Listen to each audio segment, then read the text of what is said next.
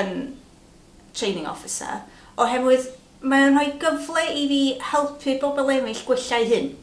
Ac mae ddysgu fi o oed 19 I fyny at, wel, dros 60, ac yna llwyth o wahanol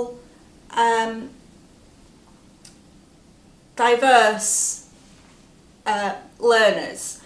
Ac mae lot ohonyn nhw'n dyslexic, a dwi'n meddwl mae hynna di stopio nhw I symud ymlaen yn ysgol.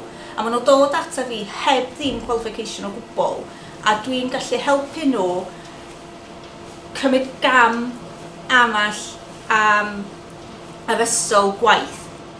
Nes I cychwyn yn Antiwain Fawr fatha training officer, wsos gyntaf fi efo Cambrian training. Nes I ddod yma I gael cyfanfod efo rheolwr, oherwydd oedden nhw isio rhywun oedd yn gallu siarad Cymraeg, am bod mae rhan fwy o bobl sy'n gweithio yma yn iaith gyntaf Cymraeg, ac oedden nhw'n meddwl fysa fo'n gwell iddyn nhw gael rhywun oedd yn gallu siarad Cymraeg. Dwi'n gwybod bod fi'n ail iaith, ond o lia dwi di ddysgu, dwi'n yn benffaith, ond dwi di bod yn defnyddio hynna efo'n hogia sy'n gweithio yma, iddyn nhw helpu fi efo Cymraeg fi, tra dwi'n helpu nhw efo ddysgu nhw.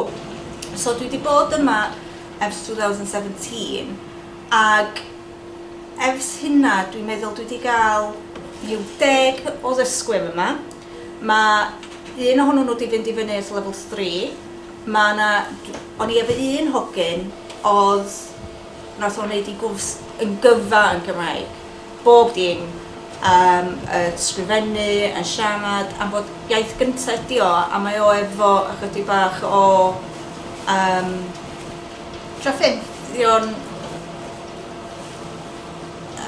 So oedd o'n gwell iddo fo I gallu neud o'n Gymraeg, a dyna pam nath rheolwr fi ddod a fi fewn i'r cyfanfod efo nhw, oherwydd dyna un o'r rhesymau dwi'n meddwl nath Antib dewis ni fatha cwmni hyfforddiant, oherwydd oedd na